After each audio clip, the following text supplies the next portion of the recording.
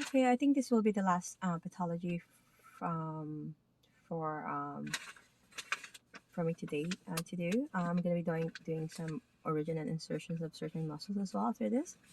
Okay, so that way it's good. Like I'm gonna be doing just like whichever I can access. Like I'll start with my wrist. Okay, going back. Still's disease are also called JRA, which is juvenile rheumatoid arthritis. So what's happening? There's a RA happening with children. Okay. And it is unknown, and there's no really no known causes for it, and it may develop at any stage of childhood. Girls are generally more affected than boys. So, PIOC articular onset describes arthritis of four or fewer digits that usually manifest during the first 6 months of the disease. So, this condition comprises about half of the children affected with JRA. The knee is commonly affected. Polyarticular onset is arthritis of more than four joints. Onset is becoming one. Um, Sorry, I have to open that.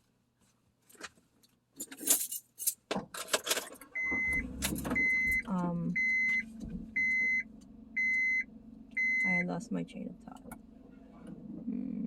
Okay, polyarticular onset is arthritis of more than four joints, and onset is between 1 and 3 years of age, as well as between 8 and 10 years of age. So the hands, feet, and TMJ joint, these joints are often affected, usually symmetrically. So it's both mild fever, malaise, adenopathy, anemia, and stunted growth may occur.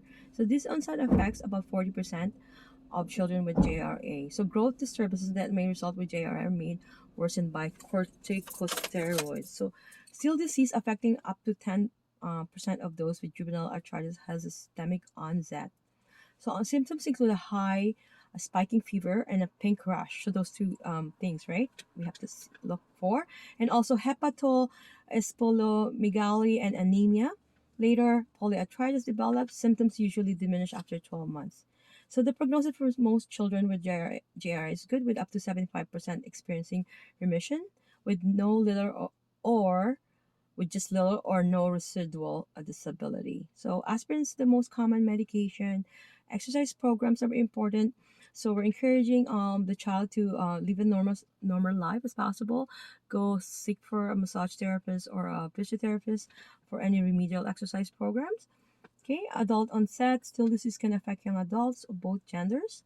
It is polyarthritis, identical to childhood onset Still's disease, with additional symptoms of lymphadenopathy and less commonly pericarditis. In some cases, infections and adrenal insufficiency can be fatal. Okay, so I have talked about the CI for the lupus. It will be the same thing for all the CI for all the systemic condition. Um, we're going to be testing, except for active free range of motion. It's usually a CI for acute inflamed joints. Hot hydrotherapy is no, especially for acute inflammation. If there's general massage, CI. If there's a fever over 38.5 degrees Celsius or 101.5 degree Fahrenheit. Lymphatic drainage techniques proximal to the affected joints are avoided with acute infectious arthritis. And then, among other things, I have said local massage is avoided on acutely inflamed joints or over open lesions. Avoid distal techniques that would painfully increase circular through the joint. Do not fatigue the client with overly vigorous treatment. We're not going to do that. We're not going to do any joint play because the joints are inflamed and acutely inflamed. As a matter of fact, right? We're not going to aggravate this condition. We're supposed to help them, and we're going to do a gentle progressive grades of joint play, cautiously used with restricted tissue between flare-ups. Okay, between flare-ups. Forceful techniques may rupture connective tissue and joint capsules, so creating instability. We have to make sure of that. So with severe RA progression, somebody's waiting for me now. I have to go, okay? So I'm going to have to say bye, and there's 3 more techniques that will be mentioned.